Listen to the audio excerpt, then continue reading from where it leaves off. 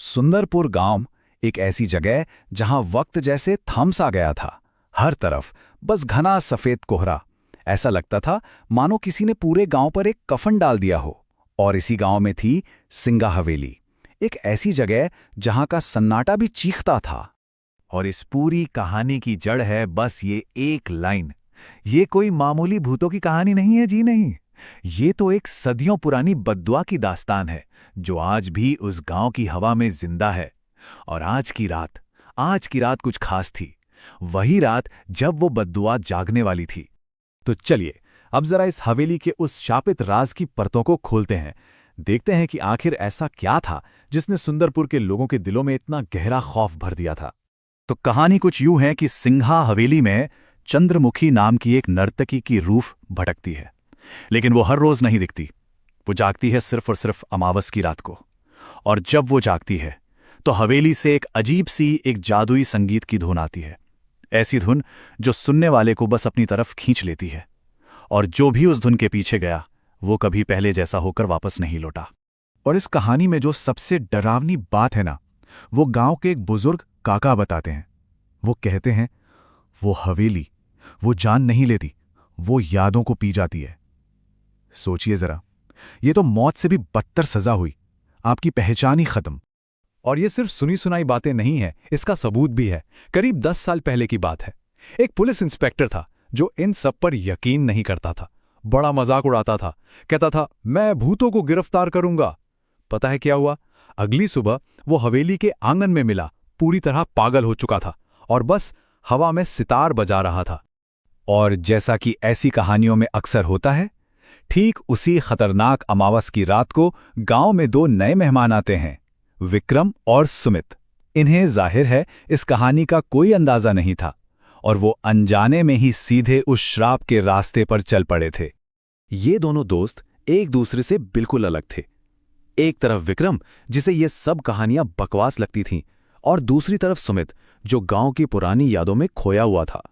और सुमित की बस एक छोटी सी जिद कि हवेली के नजारे वाले कमरे में ही रुकना है। यही उनकी सबसे बड़ी गलती साबित होने वाली थी। उनके पुराने केयरटेकर काका बेचारे पागलों की तरह उन्हें समझाते रहे। उन्होंने साफ साफ चेतावनी दी कि उस नीले कमरे के पास भूलकर भी मत जाना। वो कहते हैं वो कमरा अब कमरा नहीं रहा, वो तो एक रास्ता बन चुका है। लेकिन ऐसी चेतावनियां सुनता कौन है? और फिर वही हुआ जिसका डर था। आधी रात को एक धीमी नशीली सी धुन गूंजने लगी। सुमित का शरीर अचानक जैसे जम सा गया। विक्रम उसे आवाजें देता रहा पर कोई असर नहीं। उसकी आंखें पूरी तरह सफेद हो गईं और वो एक कठपुतली की तरह बिस्तर से उठा और सीधा उस मना किए गए ताला लगे दरवाजे की तरफ बढ़ने लगा। और सबसे अजीब बात, उसके सिर्फ छूने भर से वो भारी भरकम ताला बिना चाबी के खट से खुल गया। अब तक विक्रम गहरी नींद में था, लेकिन जब उसकी आंख खुली तो उसने देखा सुमित गायब है। अब तक जो उसके लिए सिर्फ एक मजाक था, एक कहानी थी, वो अब एक खौफनाक हकीकत बन चुकी थी। और इसका सामना अब विक्रम को अकेले ही करना था। अब कहानी बहुत तेजी से आगे बढ़ती है। रात के ठीक 2 बजे विक्रम की आंख खुलती है। बिस्तर खाली और वो दरवाजा खुला हुआ। वो बाहर भागा और उसे कोहरे में एक परछाई सिंघा हवेली की तरफ जाती हुई दिखी। वो सुमित था। विक्रम उसके पीछे भागा, लेकिन जैसे ही वो गेट तक पहुंचा, हवेली के विशाल गेट धड़ाम से उसके मुंह पर बंद हो गए। पर उसने हार नहीं मानी।